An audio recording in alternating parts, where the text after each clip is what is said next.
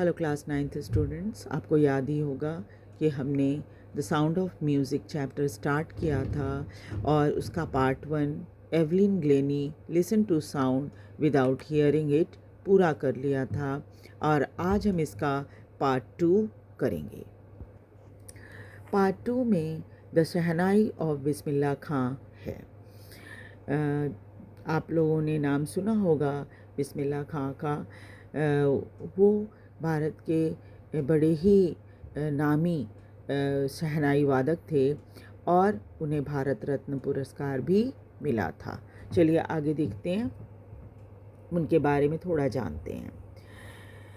Emperor Aurangzeb banned the playing of the musical instrument called pungi in the royal residence, for it had a shrill, unpleasant sound. Aurangzeb जो कि बादशाह था भारत का उस समय, उसने म्यूज़िकल इंस्ट्रूमेंट पुंगी को अपने रॉयल रेजिडेंस यानी जहाँ पर शाही महल था, जहाँ पर वो रहता था, वहाँ पर इसको बजवाने से मना करवा दिया था क्योंकि इसकी आवाज़ बहुत ही तीखी होती थी और कानों को अच्छी नहीं लगती थी। पुंगी became the generic name for the reeded noise maker और इसकी गिनती जो थी वो बहुत तेज तीखी आवाज़ करने वाले, शोर मचाने वाले म्यूज़िकल इंस्ट्रूमेंट में होती थी पुंगी की। Few had thought that it would one day be revived. उस समय बहुत कम लोगों ने सोचा होगा कि इसको सुधारा जा सकेगा। A barber of the family of professional musician who had access to the royal palace decided to improve the tonal quality of the pungi. एक नाई जो कि प्रोफेशनल, जिसके परिवार में जो था एक प्रोफेशनल म्यूजिशियन का परिवार था, संगीतकारों का परिवार था, वो अक्सर महल में आया करता था, है ना, जो राजा का महल था उसमें आया करता था और उसने ये तय किया कि वो पुंगी की टोनल क्वालिटीज़ को और ठीक करेगा। He chose a pipe with a natural hollow stem that was longer and broader than the pungi and made 7 holes on the body of the pipe. इसलिए उसने क्या किया, एक पाइप की तरह, जो आपको पता है बांस से बनाई जाती है इसको, है ना, नेचुरल हॉलो स्टेम, और उसमें अंदर से खाली होता है वो, और उसमें क्या होता है, क्या था, पुंगी से थोड़ा लंबा था, थोड़ा चौड़ा भी था और इसके ऊपर 7 होल्स या 7 होल्स बनाए गए थे। वह जो पाइप थी उसके ऊपर, बांसुरी में आपने देखा ही होगा। When he played on it, closing and opening some of these holes, soft and melodious sound were produced. तो फिर क्या था कि जब उसके होल्स पर उंगली रख के ये किया जाता था, बजाया जाता था उसको, तो क्या होता था कि बड़े ही सॉफ्ट और बहुत ही मेलोडियस, बहुत ही मतलब कानों को सूदिंग लगे, ऐसी आवाज़ उससे निकलती थी। He played the instrument before royalty and everyone was impressed. फिर वो राज दरबार में गया और वहाँ पर उन्होंने एम्परर के सामने और बाकी लोगों के सामने से बजाया और सब लोग बड़े ही इससे इम्प्रेस्ड हुए, बहुत प्रभावित हुए। The instrument, so different from pungi, had to be given a new name. और लोगों ने देखा कि ये तो पुंगी से बिल्कुल अलग एक नया इंस्ट्रूमेंट बना है, तो इसको नया नाम मिलना चाहिए। एज द स्टोरी गोज़, एक कहानी जो इससे संबंधित है वो ये है कि since it was first played in the shah's chamber and was played by a nai barber, the instrument was named the shehnai. और चूँकि इसे पहली बार राजा यानी शाह के चैम्बर में बजाया गया था और इसे बजाने वाला व्यक्ति जो था एक नाई था, तो इसलिए इस इंस्ट्रूमेंट का नाम शहनाई रख दिया गया। The sound of shehnai began to be considered auspicious, बहुत पवित्र माना जाता है ना, और अक्सर क्या होता है कि लोग जो आपके यहाँ कोई ऑस्पिशियस ओकेज़न होता है उसमें इसे बजाया जाता है। शादी वगैरह में आपने देखा होगा कि इसका इस्तेमाल किया जाता है। And for this reason, it is played in temples and in an indispensable component of any North Indian wedding. और यही कारण है कि इसे मंदिरों में बजाया जाता था और शादियों में भी, नॉर्थ इंडिया में ख़ास तौर पे वेडिंग में भी इसे बजाया जाता था, एक महत्वपूर्ण हिस्सा होता है. In the past, the Shehnai was part of Naubat, or traditional ensemble of 9 instruments found at royal court. और पुराने समय में शहनाई जो था, नौबत यानी 9 ऐसे ट्रेडिशनल इंस्ट्रूमेंट जो कि राजा के दरबार में बजाए जाते थे, उसमें इसकी गिनती होती थी.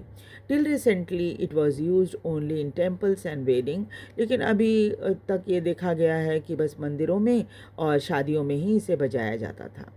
The credit for bringing this instrument into the classic stage goes to उस्ताद बिस्मिल्लाह खां. और इस मतलब जो शहनाई है, इस इंस्ट्रूमेंट को क्लासिकल स्टेज पर लाने का अगर कोई श्रेय जाता है, वो जाता है उस्ताद बिस्मिल्लाह खां को. As a 5-year-old, Bismillah Khan played gilli danda near a pond in the ancient state of Dumrao in Bihar. जब वो 5 वर्ष के थे, बिस्मिल्लाह खां गिल्ली डंडा खेला करते थे तालाब के किनारे. और ये डुमराव एक जगह है बिहार में, जहाँ पर पुराने समय में ये एक छोटा सा साम्राज्य ये था, किंगडम जैसा था. He would regularly go to the nearby Bihari Ji temple to sing the Bhojpuri Chaita, at the end of which he would earn a big laddu weighing 1.25 kg, a prize given by the local Maharaja. और जब नियमित रूप से ये पास के एक बिहारी जी के मंदिर, बिहारी जी आप जानते हो ना, कृष्ण जी को कहा जाता है, तो बिहारी जी के मंदिर में जाया करते थे, जहाँ पर भोजपुरी में चैता गाया जाता था, जो चैत के महीने में गाया जाता है. और जब ये प्रोग्राम ख़त्म हो जाता था तो इन्हें बड़ा सा लड्डू, जो लगभग 1.25 किलो का होता था, एक प्राइज़ के रूप में दिया जाता था, जो वहाँ के महाराजा थे डुमराव के, वो दिया करते थे. This happen 80 years ago. अब तो इस घटना को हुए 80 साल हो गए. And the little boy was travelled far to earn the highest civilian award in India, the Bharat Ratna. और अब इसको जो 80 साल गुजर चुके हैं, वो छोटा बच्चा अब उस लंबी यात्रा को उसने पूरा कर लिया है और वहाँ तक पहुँच गया है जहाँ उसे भारत का सबसे बड़ा सिविलियन अवार्ड, जिसे भारत रत्न कहा जाता है, वो दिया गया है. Born on March 21, 1916, Bismillah belonged to the well-known family of musicians from Bihar. 21 मार्च 1916 में इनका जन्म हुआ था और एक ऐसे परिवार को बिलोंग करते थे जो संगीतकारों का परिवार था बिहार में. His grandfather Rasool Bakhsh Khan was a Sehnai Nawaz of the Bhojpur King's Court. और इनके पिता, ग्रैंडफादर जो थे, पिता नहीं दादा जो थे, वो रसूल बख्श खान, वो शहनाई नवाज थे, शहनाई बजाने वाले थे भोजपुर के राजा के दरबार में. His father Paigambar Bakhsh, the other paternal ancestors were also great shehnai player. और इनके पिता पैगंबर बख्श और इनके कई चाचा वगैरह जो थे, वो सब के सब शहनाई वादक थे. द यंग बॉय टूक a music early in life. इसलिए बहुत जल्दी ही, बचपन में ही इन्हें संगीत सिखाया जाने लगा था, म्यूज़िक सिखाया जाने लगा था. At the age of 3, when his mother took him to his maternal uncle's house in Banaras, now Varanasi, Bismillah Khan was fascinated watching his uncle practice the Shehnai. और जब वो छोटे थे, तो 3 वर्ष के थे, तो इनकी माँ जो हैं वो इनको लेकर अपने मामा के पास आ गई थी बनारस में, और जो कि जिसको आज हम वाराणसी कहते हैं. और बिस्मिल्लाह खां जो थे, बड़ा उन्हें आनंद आता था अपने अंकल को शहनाई बजाते हुए देखते हुए. Soon Bismillah started accompanying his uncle Ali Baksh. और बहुत जल्दी ही वो अली बख्श के साथ जो उनके अंकल थे उनके साथ साथ साथ जाने लगे। To the Vishnu temple at Banaras where Bux was employed to play shehnai. और कहाँ जाते थे?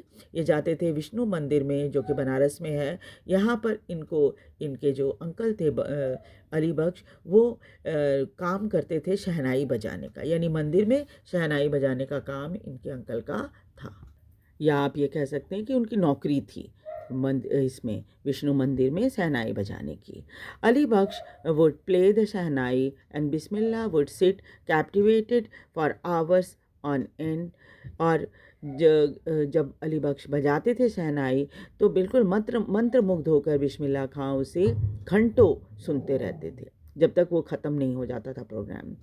Slowly he started getting lesson in playing the instrument. धीरे धीरे करके उन्हें इसको म्यूज़िकल इंस्ट्रूमेंट को बजाने की शिक्षा मिलने लगी।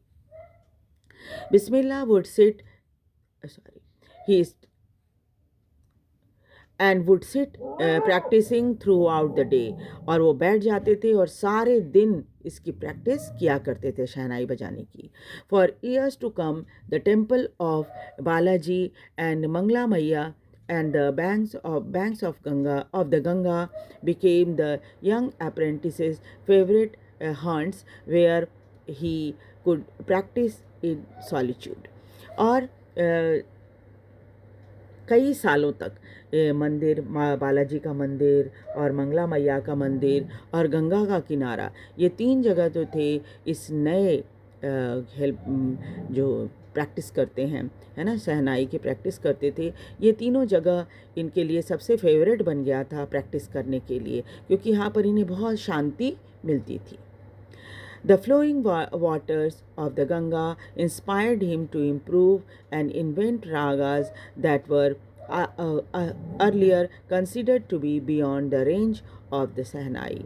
और गंगा की बहती धारा को ने इनको बहुत इंस्पायर किया, बहुत प्रेरित किया कि और उन्होंने बहुत कुछ चेंजेस लाए कई रागों में, और जिसको ये समझा जाता था कि ये शहनाई में इन रागों को नहीं बजाया जा सकता, लेकिन उसमें थोड़ा सा बदलाव करके बिस्मिल्लाह खान ने उसे शहनाई पर भी बजाया। At the age of 14, Bismillah accompanied his uncle to Allahabad Music Conference। जब बिस्मिल्लाह खां 14 वर्ष के थे तो वो अपने अंकल के साथ इलाहाबाद म्यूज़िक कॉन्फ्रेंस में आए। At the end of his recital, Ustad Fayyaz Khan patted the young boy's back and said, "Work hard and you shall make it."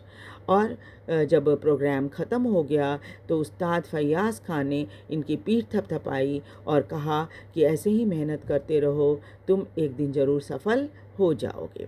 With the opening of All India Radio in Lucknow in 1938 came बिस्मिल्लाह's big break। उसके बाद जब all India radio Lucknow में खुला 1938 में, तो बिस्मिल्लाह खां को सबसे बड़ा ब्रेक मिला, यानी कि यहीं पर उनको पहली नौकरी मिली। He soon became an often heard shehnai player on radio।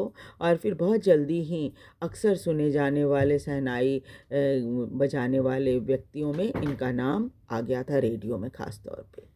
When India gained independence on 15 August 1947, जब भारत को स्वतंत्रता मिली 15 अगस्त 1947 को, बिस्मिल्लाह खां became the first Indian to greet the nation with his शहनाई। बिस्मिल्लाह खां पहले भारतीय बने जिन्होंने पूरे राष्ट्र का स्वागत शहनाई बजाकर किया था। He poured his heart into राग काफ़ी from the Red Fort to an audience which included Pandit Jawaharlal Nehru, who later gave his famous Tryst with Destiny speech। और अपने एकदम बिल्कुल तन मन से इन्होंने शहनाई बजाई थी, और जो राग बजाया था उसका नाम है राग काफ़ी। और ये रेड फोर्ट से उन्होंने बहुत सारे ऑडियंस के सामने ये प्रोग्राम किया था, जिसमें पंडित जवाहरलाल नेहरू भी थे, जिन्होंने बाद में ट्रिस्ट ऑफ डेस्टिनी नाम का एक बहुत ही फेमस भाषण है वहाँ दिया था लाल किले से। Bismillah Khan has given many memorable performances both in India and abroad. Bismillah Khan ने बहुत सारे यादगार परफॉर्मेंस दिए हैं भारत में भी और विदेशों में भी.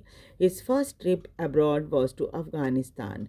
पहली यात्रा इनकी जो थी अफगानिस्तान की थी, where King Zahir Shah was so taken in by the maestro that he gifted him priceless Persian carpet and other souvenirs.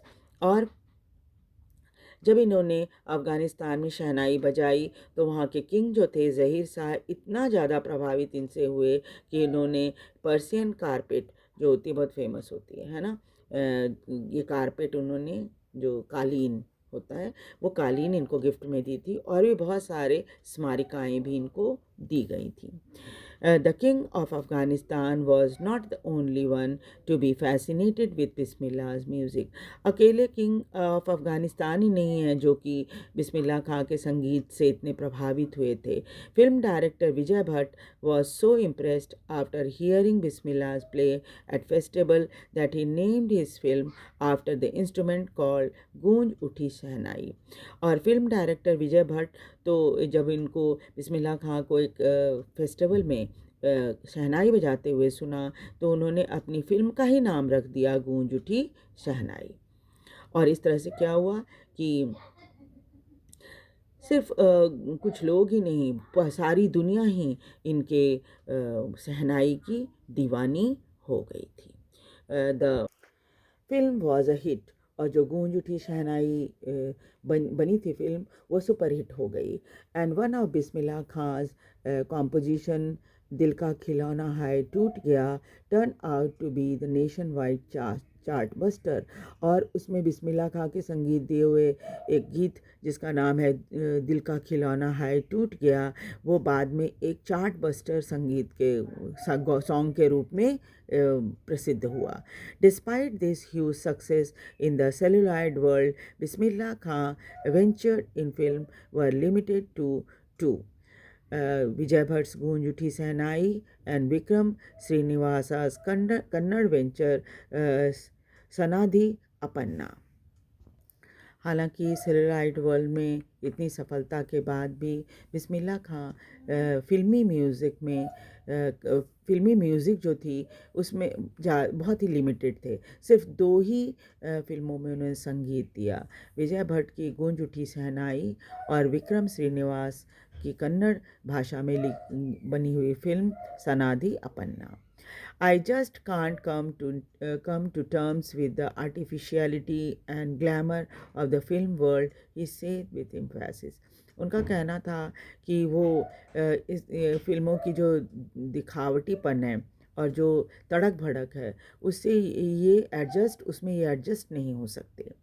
Award and recognition came thick and fast और इनकी इतनी खूबसूरत संगीत के कारण बहुत सारे अवार्ड और रिकॉग्निशन इनको मिले हैं. Bismillah became the first Indian to be invited to perform at the prestigious Lincoln Center Hall in the United States of America. और बिस्मिल्लाह खां पहले भारतीय हैं जिनको आमंत्रित किया गया था बहुत ही सम्मानित लिंकन सेंट्रल हॉल जो कि यूनाइटेड स्टेट्स ऑफ अमेरिका में है वहाँ संगीत का प्रोग्राम देने के लिए. He also took part in the World Exposition in Montreal, in Cannes art festival and in Osaka trade fair. और भी कई जगहों पे इन्होंने अपना संगीत दिया. उसमें वर्ल्ड एक्सपोजिशन मॉन्ट्रियल में और कैनस फिल्म फेस्टिवल और ओसाका ट्रेड फेयर में भी इनको आमंत्रित किया गया था. So well known did he became internationally that an auditorium in Tehran was named after him, ताहार मौसीकी उस्ताद बिस्मिल्लाह खां. और सारी दुनिया में इनका इतना नाम हो गया था कि इनके नाम से तेहरान में जो ईरान की राजधानी है तेहरान वहाँ पर एक ऑडिटोरियम बनाया गया है जिसका नाम है ताहार मौसीकी उस्ताद बिस्मिल्लाह खां. National award like Padma Shri, Padma Vibhushan and Padma Bhushan and Padma Vibhushan were conferred on him. एक एक करके इन्हें पहले पद्म श्री फिर पद्म भूषण और बाद में पद्म विभूषण दिया गया था. In 2001, Ustad Bismillah Khan was awarded Indian highest civilian award, the Bharat Ratna. और 2001 में उस्ताद बिस्मिल्लाह खां को भारत का सबसे बड़ा सिविलियन अवार्ड भारत रत्न दिया गया. With the coveted award resting on his chest and his eyes gleaming with the rare happiness, he said, "All I would like to say is teach your children music. This is Hindustan's richest tradition. Even the West is now coming to learn our music." और जब इन्हें ये इतना बड़ा सम्मान मिला था और उनके आंखें चमक रही थी खुशी के मारे, तब उन्होंने ये कहा था कि मैं यही आप सबको बताना चाहता हूँ कि अपने बच्चों को संगीत सिखाओ, यही भारत की सबसे बड़ी परंपरा है. और अब तो पश्चिम के देश भी यहाँ हमारे देश में आने लगे हैं संगीत सीखने के लिए. In spite of having travelled all over the world, Khan Saheb, as he fondly called, is exceedingly fond of Banaras and Dumrao, and they remain for him the most wonderful town of the world.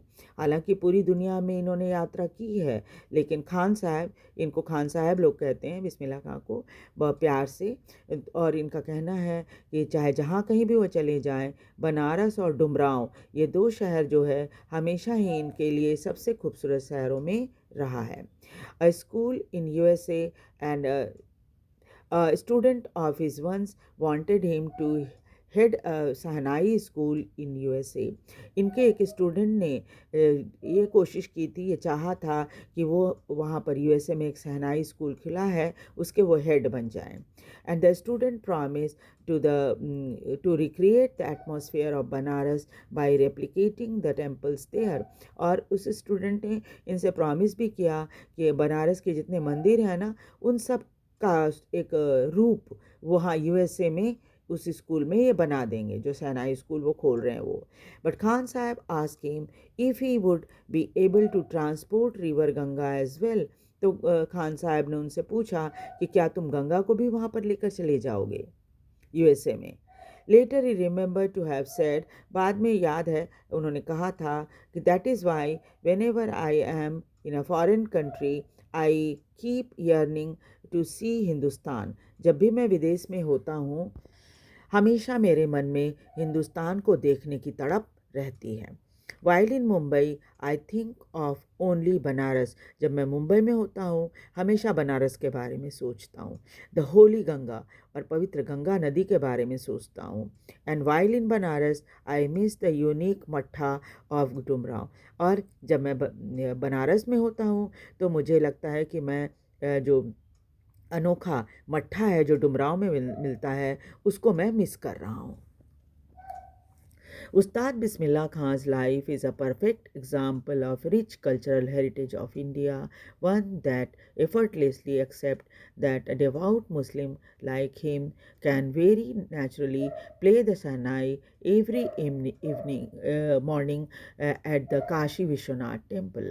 और उस्ताद बिस्मिल्लाह खां की life जो है एक perfect example है भारत के बहुत ही rich और cultural heritage का, जो कि बिना एफ़र्ट के, बिना किसी प्रयास के, हालांकि वो बिल्कुल ही मुस्लिम हैं, अपने धर्म के प्रति बहुत ही सख्त हैं, लेकिन इसके बावजूद भी वो बहुत ही नेचुरल तरीके से शहनाई को हर सुबह काशी विश्वनाथ मंदिर में बजा लेते हैं.